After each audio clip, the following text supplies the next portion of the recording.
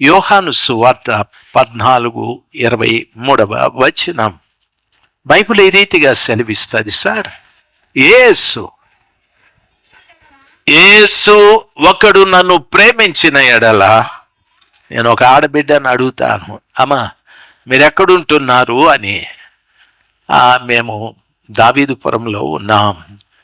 మీ భర్త ఎక్కడుంటాడంటే ఎక్కడుంటాడు? మా భర్త నాతో పాటే ఉన్నాడు, నాతో కలిసి నివాసం చేస్తున్నాడు. యేసు ప్రభుల వారు అంటాడు, ఒకడు నన్ను ప్రేమించిన ఎడల్లా వాడు నా మాట గైకొనును. నా మాట ఎప్పుడు వాడు గైకొంటాడో అప్పుడు నా తండ్రి వానిని ప్రేమించును, నేను నా తండ్రి ఇద్దరు వెళ్ళి వాని ఇంట నివాసము చేతుము.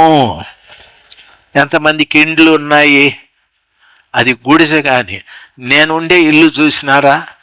నేనుండే ఇల్లు ప్రదీప్కు తెలుసు, జేమ్స్కు తెలుసు, తర్వాత అందరికీ తెలుసు, తర్వాత జాషువాకి తెలుసు. జాషువా అడగకుండా దూరుతూ ఉంటాడు. మేనర్స్ లేదు జాషువాకి. నాయనా మేనేజర్ కాబట్టి 13 బ్యాంకులకు మేనేజర్, ఈయన్నేంది అడిగేది అని అందరూ తలుపు కొట్టి నాయనా అంటారు. ఈయన ఎక్కడున్నావు అని దూరేస్తాడు. పోలీసుడు దూరేస్తాడు. అంటే స్వాతంత్ర్యం. వాళ్ళు నా బిడ్డలు స్వతంత్రంగా అట్లా ఉంటారు. దయచేసి గమనించాలి. వంశీకి కూడా తెలుసు నా రూము ఎంతో తెలుసా? 6 అడుగులు 10 అడుగులు పొడవు. అంటే సరుకులంతా దాంట్లో ఉన్నాయి. నేను తిరిగేకే 6 అడుగులు వెడల్పు 10 అడుగులు పొడవు. నిన్న రాత్రి స్టెల్లమ్మ అక్షయ వస్తుందంట రూమ్లేకని భయపడి చచ్చిపోతుంది. నేనే వస్తా బయట అని పరిగెత్తుకుంటా బయట వెళ్ళిపోయినాను. అక్షయ ఫారిన్ బిడ్డ, వాళ్ళ ఇండ్లన్నీ పెద్దగా ఉంటాయి. స్వరూపాన్ని ఉన్నాడా ఇక్కడ? పెద్ద పాస్టర్ గారు మస్కట్లో ఓమన్లో పెద్ద పాస్టర్ గారు, తులసిక పెద్ద పాస్టమ్మ గారు. నేను అక్కడికి వాళ్ళ చర్చికి వెళ్తే వాళ్ళు చెప్పినారు, వాళ్ళు ఈ చర్చి పాస్టర్ గారు కొన్నేండ్లు అక్కడ పాస్టమ్మగా పనిచేసినారు. అక్కడ వీళ్ళు పరిశుద్ధాత్మ పొందినారు. తులసిక భాషలతో మాట్లాడే కృప తులసిక్కకి ఇచ్చినాడు. మా భార్య హాస్పిటల్లో ఉండేటప్పుడు ధైర్యంగా వచ్చి భాషలతో మాట్లాడి ప్రార్థన చేసింది తులసిక్క గారు. మేము భయపడి కూర్చో ఉన్నాం, ఎడబోతుందో ముసలిదేనని. తులసిక్క పట్టుకొని భాషలతో మాట్లాడి ప్రార్థన చేసి భయపడద్దు అనింది. సరే లేక అని ఎందుకో తెలుసా? డాక్టర్ గారు చెప్పినారు. ఏమన్నారు తెలుసా? దెర్ ఇస్ నో ఛాన్స్ అంటే డాక్టర్ గారు ఉండొచ్చు పోవచ్చు అన్నాడు. అయ్యో, ఆ యొక్క భాషలతో మాట్లాడి ప్రార్థన చేసింది కదా. అక్క అంటుంది భయపడ, ధైర్యంగా ఉండు. తర్వాత డాక్టర్ అనగా బతికితే గనక మీ భార్యకి పూర్వటివి సమాచారాలు ఏమి గుర్తుండవు అన్నాడు. స్వామి బతకనే పూర్వపు ఏమీ గుర్తుండకూడదు స్వామి అని ప్రార్థన చేసిన. ఏమీ గుర్తుండకూడదు. నన్ను కూడా ఎవరియా నువ్వు అని అడిగేటట్లు చేయి స్వామి. నీకు దండ పెడతా స్వామి, నేను నాటికి పోతే ఎవరియా నువ్వు అని అడగల ప్రభు నా భార్య. హల్లెలూయా. ఇదేం చేసిందో తెలుసా?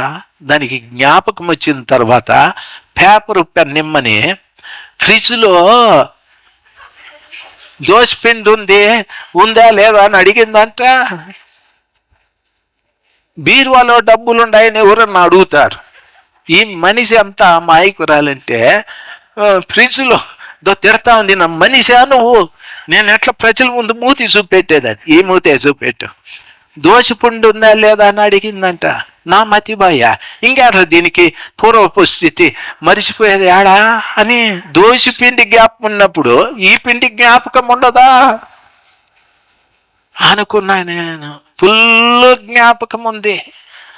నేను ఆమెతో సావాసం చేసినప్పటి నుండి జ్ఞాపకం ఉంది ఆమెకి. డాక్టర్ గారు ఒట్టి మాటలు చెప్పినాడు అని అనుకున్నా. అయితే దేవుడు కనికరం గలవాడు. ఆ పూర్వపు జ్ఞాపకాలు పోయింటే ఈమె దగ్గర ఏమేముందో నాకు తెలిసి ఉండేది కాదు. నేనాడు విమల విమల నా బంగారు నా బుజ్జి అవి ఆడుండాయా అంటే యావే అని ఉండేది.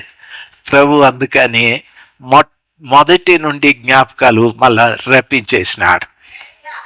చూస్తా ఉంది, సింహం చూసినాడు చూస్తా ఉంది, రా కిందికి రా Nani. Praise the lord, praise the lord. భార్యాభర్తలు సంతోషంగా ఉండండి, సమాధానంగా ఉండండి, ప్రేమగా ఉండండి. భర్తను చూసి మూతి తిప్పుకోవద్దండి. కుక్క తోక తిప్పినట్టు తిప్పుతారు మూతులు కొంతమంది. ఇట్లా ఇట్లా దయచేసి అట్లా తిప్పద్దు. కుక్క తోక అట్లే డింగ్ డింగ్ డింగ్ అని ఉంటుంది. మీ మూతులు తిరగకూడదు. భర్తను చూసినప్పుడంతా అనండి. ఇవాళ నేను నవ్వుతా ఉండవు అంటాడు. ఏమో నిన్ను చూస్తే సంతోషం పొంగలేదంటాడు.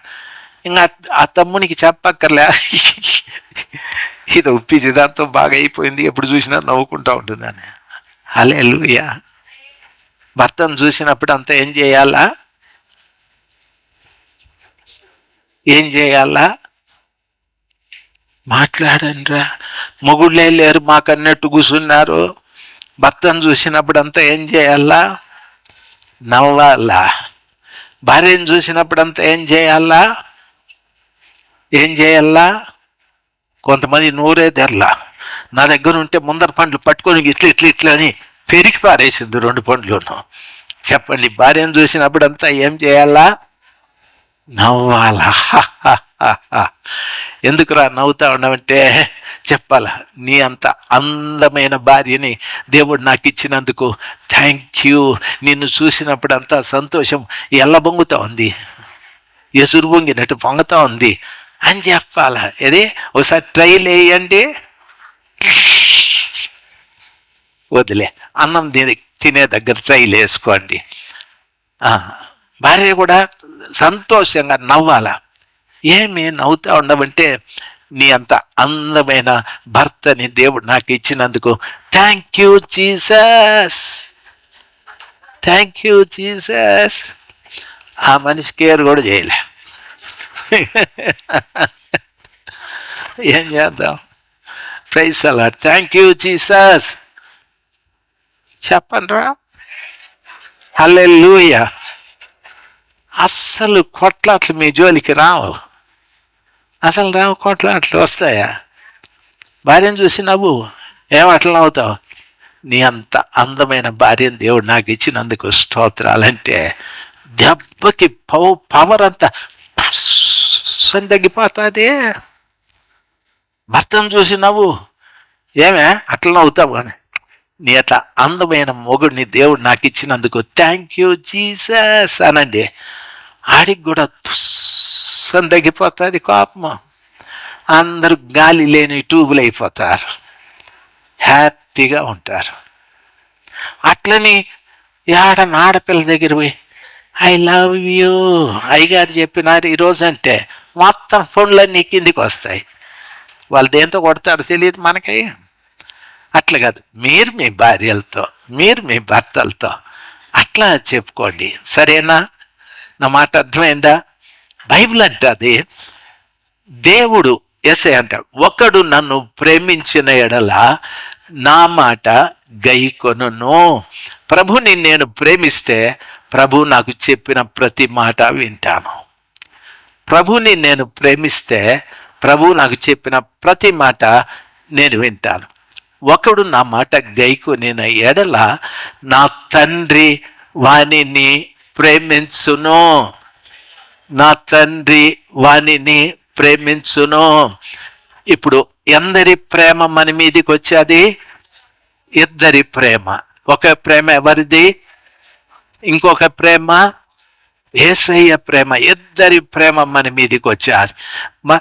మన మీదికి ఇద్దరి ప్రేమ కాదు, ఇద్దరు వచ్చి వాని ఇంట నివాసము చేయుదుము. వాళ్ళ ఇంట్లో ఏం చేస్తామన్నాడు? నివాసం చేస్తాం.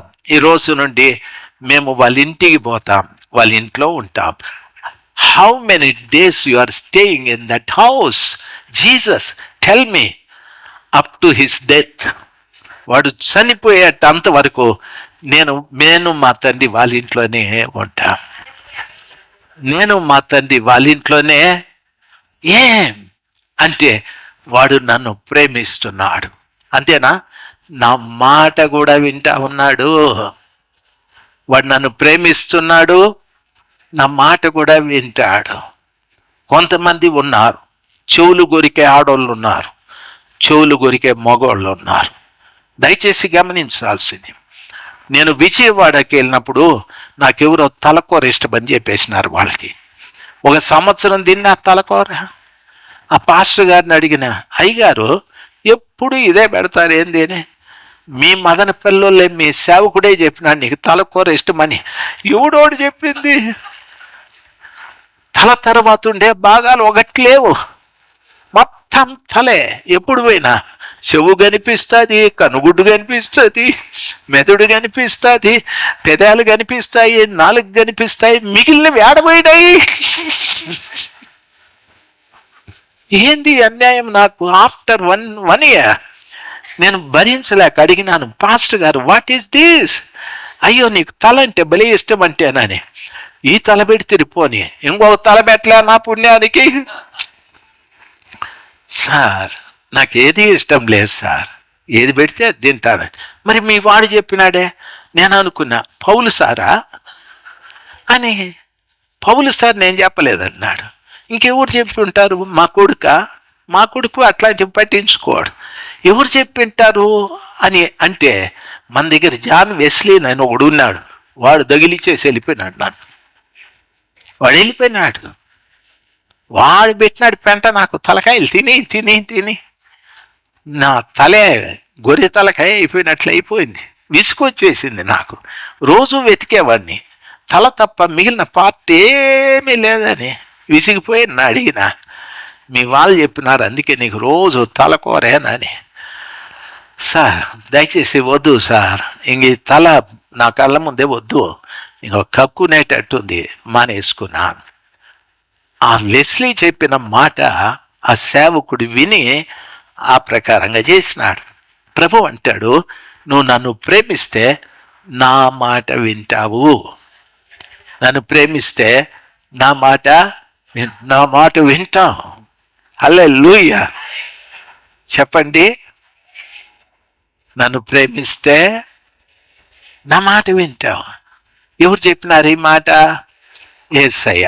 నన్ను ప్రేమిస్తే నా మాట వింటావు. నా మాట వింటే నా తండ్రి కూడా నిన్ను ప్రేమిస్తాడు. నా తండ్రి నేను ఇద్దరు వచ్చి మీ ఇంట్లో నివాసము చేస్తాం. ఎంతవరకు ప్రభా? నువ్వు చచ్చే అంతవరకు. ఎంతవరకు ప్రభా?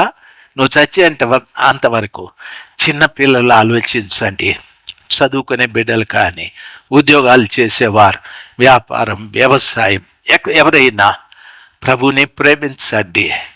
ప్రభు మీ ఇంట్లో వచ్చి నివాసం చేస్తాడు. యేసు ప్రభు మీ ఇంట్లోకి వచ్చి నివాసం చేస్తాడు. ప్రభు మీ ఇంట్లోకి వస్తే సంతోషం ఉంటుంది, సమాధానం ఉంటుంది, నెమ్మది ఉంటుంది, ఆరోగ్యం ఉంటుంది, ఐశ్వర్యం కూడా ఉంటుంది. నా మాట అర్థమైన వారు గట్టిగా హల్లెలూయా చెప్దాం. హల్లెలూయా. అన్నీ ఉంటాయి. యేసు ప్రభుల వారు సమస్తమును కలగజేసిన దేవుడు ఆయన. ఆయన సమస్తాన్ని కలగజేశాడు. భూమి, ఆకాశము, సముద్రము, నక్షత్రాలు, సూర్యుడు, చంద్రుడు సమస్తము ఆయన మూలముగా కలిగను. కానీ ఆయన లేకుండా ఏది కలగలేదు. బంగారం ఆయనది, వెండి ఆయనది, పర్వతముల మీద వేల కొలది పశువులు ఆయనవి. ఆయన లేకుండా ఏది లేదు. సమస్తము ఆయన మూలంగా కలిగాది. ఆయనే నీ ఇంట్లో ఉంటే కొదువేమీ లేదు, కొదువేమీ లేదు. హల్లెలూయా. ఈ 2 వాక్యాలు జ్ఞాపకం చేసుకోనండి. మార్కు సువార్త 10:21 ఇంటికి వెళ్ళిన తర్వాత, యోహాను సువార్త 14:23 ఈ 2 వాక్యాలు ఇంటికి వెళ్ళి చదివి అడగండి. ప్రభ, నాకున్న కొదువేదో నేను వదిలిపెడతా, మీ ప్రేమ నాలోకి రానివ్వండి, నేను కూడా నిన్ను ప్రేమిస్తా. నిన్ను ప్రేమిస్తే తండ్రి నీ మాటలు వింటాం, ఈ రోజు నుండి నీ మాట వింటాం, నీ మాట వింటాం, నీ మాట వింటాం. అప్పుడు తండ్రి ప్రేమ, యేసు ప్రభు ప్రేమే కాకుండా వారిద్దరు వచ్చి మన ఇంట్లో నివాసం చేస్తారు. గట్టిగా చప్పట్లు కొట్టి దేవుని మహిమ పలుకుదాం. హల్లెలూయా, హల్లెలూయా, ప్రైజ్ ద లార్డ్. కృపగల దేవుని సన్నిధానంలో ప్రతి బిడ్డ ఆ సర్వశక్తిమంతుడైన దేవుని పాదాల చెంత మొరపెడదాం.